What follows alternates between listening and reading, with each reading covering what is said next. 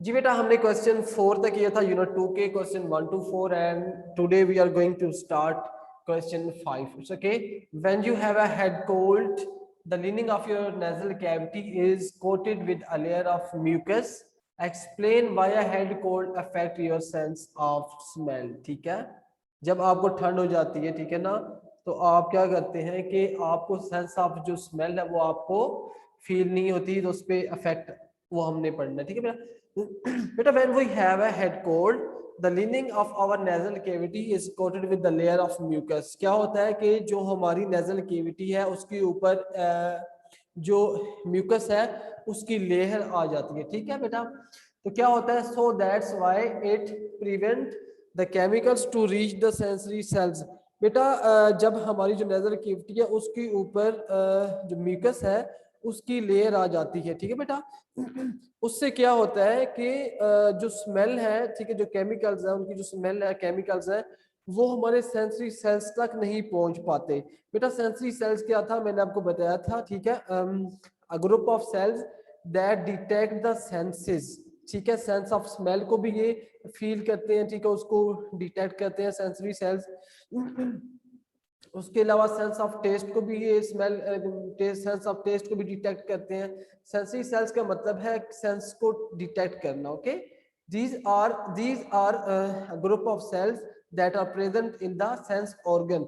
जैसे कि हमारा नोज है, हमारे नोज में बहुत ज्यादा सेंसरी सेल्स हैं जो क्या करते हैं, जो केमिकल्स को स्मेल को डिटेक्ट करते हैं. ओके, जब हमारा जो नेजल कैविटी है उसके ऊपर म्यूकस की जो कोटिंग है वो आ जाएगी, तो क्या हो जाएगा, जो केमिकल्स हैं वो हमारे सेंसरी सेल्स तक नहीं पहुंच पाएंगे. जब सेंसरी सेल्स तक नहीं पहुंच पाएंगे केमिकल्स, तो वो सेंसरी सेल्स उनको डिटेक्ट नहीं कर पाएंगे. सो फिर क्या होगा, in such a case head cold affect our sense of smell. हमारा जो सेंस ऑफ स्मेल है, सूंघने की जो सलाहियत है, जो सेंस उस पर अफेक्ट आएगा. सो यही चीज पूछ रहा है कि अगर आपके जो नेजल कैविटी है उसके ऊपर जो म्यूकस है उसकी लेयर आ जाए तो क्या होगा, क्या अफेक्ट होगा. इट्स ओके बेटा.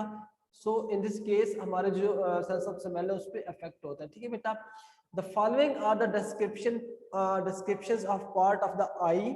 ठीक है, can you name each of the parts describe. आपने क्या करना है कि ये जो सारे पार्ट्स डिस्क्राइब हुए हैं, ठीक है, ये पार्ट डिस्क्राइब हुई में आपने सिंपल इनका नेम बताना है. आपने ये जो पॉइंट 1 लिखा है, ठीक है, पॉइंट 1 है the coloured part of the eye. Eye का जो कलर्ड पार्ट है उसको आपने simple one sentence one word में डिफाइन करना है. बेटा the coloured part of eye को हम क्या कहते हैं, आइरिस.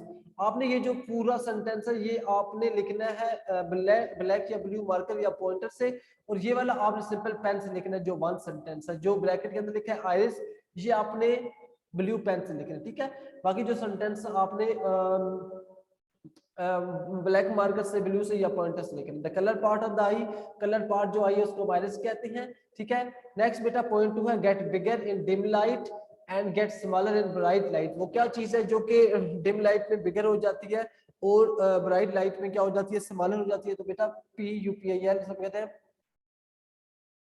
पिपिल. अच्छा जी बेटा, जो नेक्स्ट पॉइंट नंबर 3 है, a transparent layer in front of the eye ball.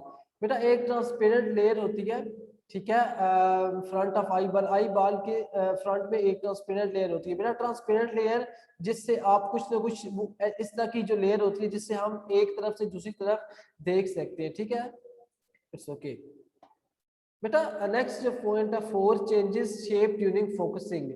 कौन सी चीज है जिसकी जो शेप है वो चेंज होती है जब हम उसको किसी चीज पे फोकस करते हैं. बेटा वो लेंस होते हैं, ठीक है, जिनकी जो शेप है वो चेंज होती है फोकसिंग के दौरान.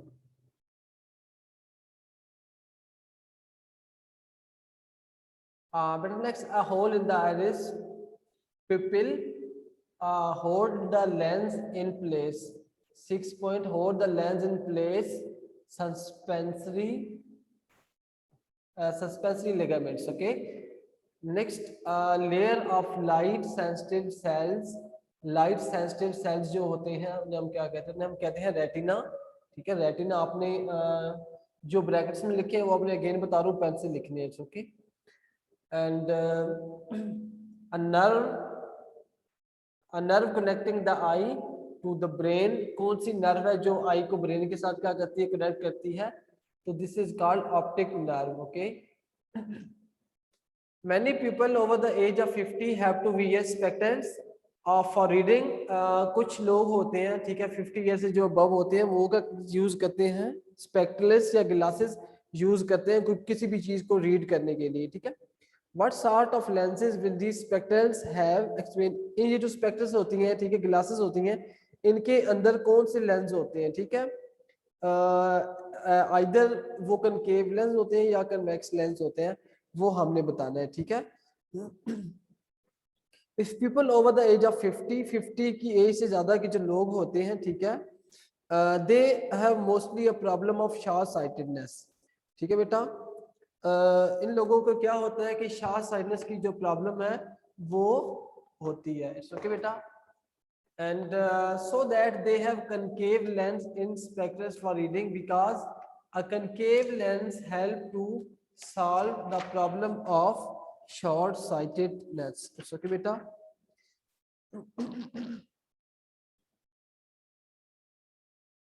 बेटा शॉर्ट साइटनेस का जो प्रॉब्लम है इसको सॉल्व करने के लिए हम क्या करते हैं, हम कनकेव लेंस का यूज करते हैं, इट्स ओके बेटा।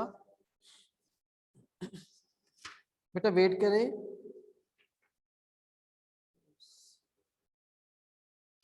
जी बेटा शॉर्ट साइटेडनेस क्या होती है, अच्छा मैं आपको शॉर्ट साइटेडनेस और लॉन्ग साइटेडनेस का जो डिफरेंस है वो बता देता हूँ बेटा।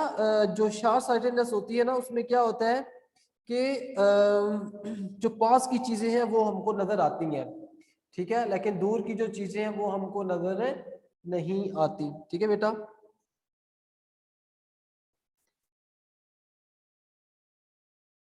अच्छा, जो शॉर्ट साइटेडनेस में करीब की चीजें नजर आती हैं, दूर की चीजें नजर नहीं आती, जिसके लिए हम कनकेव लेंस यूज करते हैं। एंड जो लॉन्ग साइटेडनेस होती है, दूर की चीजें नजर नहीं आती हैं, करीब की चीजें जो वो नजर आती है, सके बेटा। तो क्वेश्चन 5, 6 और 7 क्वेश्चन आपने करने हैं, 3 क्वेश्चन है, नोट दिया गया लास्ट में, ये आपने पढ़ लेना है, ठीक है। नोट आपने पढ़ लेना अच्छे से और इसको फॉलो भी करना है, ठीक है, इस पे अमल भी करना है बेटा आपने।